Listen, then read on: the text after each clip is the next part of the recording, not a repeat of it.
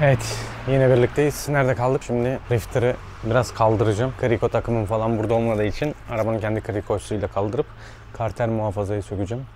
Karter muhafaza sökmek de zulüm. İnsan oraya bir karterden yağ boşaltma deliği falan bırakır. Onu da yapmamışlar galiba. Bu tarafı kaldırıp altına yapıp o işlere bakacağız. Başlayalım.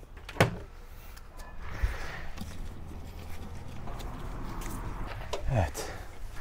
Bu araba yükselmedi. Vay vay vay vay vay. Nerede bir?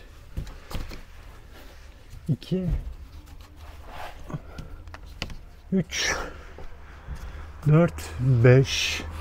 Oğlum niye bu kadar çok civata koyuyorsunuz ya siz buna?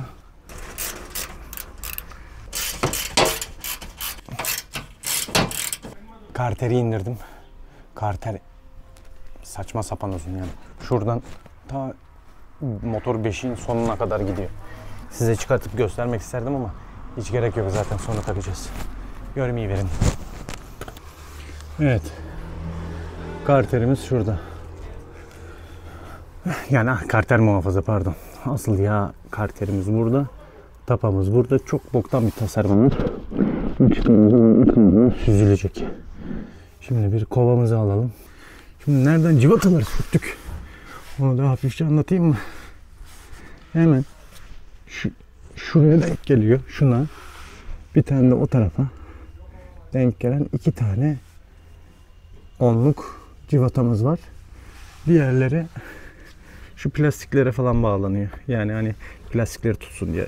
Diğer üçü de şu panelin şuralarına falan giriyor. Şöylece göstereyim, ben görmüyorum. Umarım siz görebilmişsinizdir.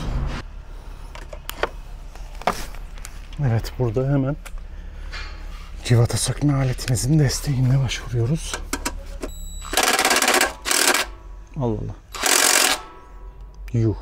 Oğlum neyle sıktınız bunu? Ah, işte bu uzun kolun açamayacağı şey yok. İşte en sevmediğim şey.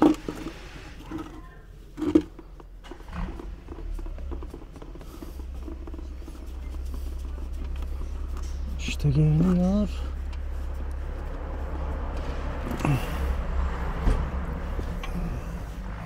Neyse ki nitril eldivenlerin üstüne eldiven giymiştim. Ama buralar yağ olacak. Neyse bu çocuk biraz süzülsün. Sonra tapı kapatırız. Ben o sırada yukarıda yağ filtresini sökeyim. Gelin yağ filtresini sökelim. Şu boruyu görüyorsunuz. Şurada bir tırnağı var. Yukarı kaldırıyoruz ve geliyor. Açınız iyi mi? Daha yakına gelmek ister miydiniz? Ulan amma sertmiş. Şerefsiz. Sonra şurası hafif dönüyor ve geliyor. Evet. Şuradaki tırnağı var. Yuvasına giriyor ve dönüyor. Sonra şurada yağ filtresine ulaşmış oluyoruz. 27 lokmayla şu arkadaşı, yani filtremizi alacağız. Tabii bunu elle çevirmeyi düşünmem de çok naif.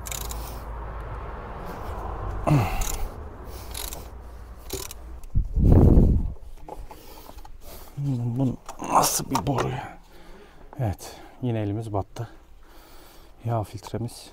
Şimdi yeni yağ filtremizi kapağı oturttuk. Yerine koyacağız.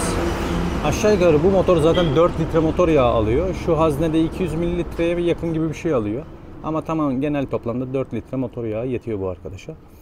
Şimdi şuradaki contayı da yenileyelim. Ne olur ne olmaz. Zaten içinden çıkıyor hazır. Yağ filtremiz. Sıfır hali bu. Conta dediğimde şu altına geliyor. Şimdi şu eski arkadaşı bir alalım. Bunu atalım. Bunu içine sokalım. Basalım. Bu kadar yaylı, değişik bir mekanizma. Hemen şöyle altından hafifçe açıverip durun. Sonra fıt diye zaten çıkıverip durun. Tamam mı? Eski contamızı şöyle koyalım. Yeni contayı ne yaptık lan? Heh. Bunu da buna ihtiyaç duymadan sokabiliriz. Oğlum her yeri yağ ettik ya.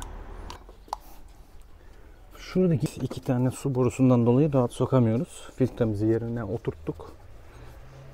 Elle müdahale edip neyse kirleteceğiz biraz. Yapacak bir şey yok. Hem de aletler yağlanmış olur. Fena mı?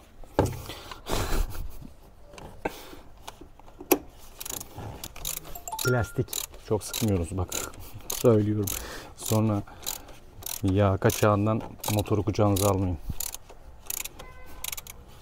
Hafif. Heh. Tamam. Şimdi yağ filtremizi değiştirdik. Tabi biraz ortalığı batırdık. Lan turboya yağ geldi. Şimdi araba dumanlanacak ya. Lanet yağsın. Neyse. Tam bir pis usta işçiliği. Filtre borumuzu yerine takalım. Yeterince sıktık mı ya? Bence sıktık. Daha fazla sıkmanın da alemi yok. Sonra kırmayalım şunu aleti. Onu da buraya soktuk mu? Evet. Burası fıstık gibi, çiçek gibi. Mal bonfile. Evet. Burada işimiz bitmedi. Yağ koyacağız ama ilk önce aşağıdaki tapamızı takalım. Tapa pulunu takarken şarjlı civata söktak aletinden faydalanacağım. Ki tapa pulumuzu sökerken o açamadı. Uzun kolla açtık. Yani dolayısıyla benim civata sökme aletim torku 100. 100'den fazla sıkılmış.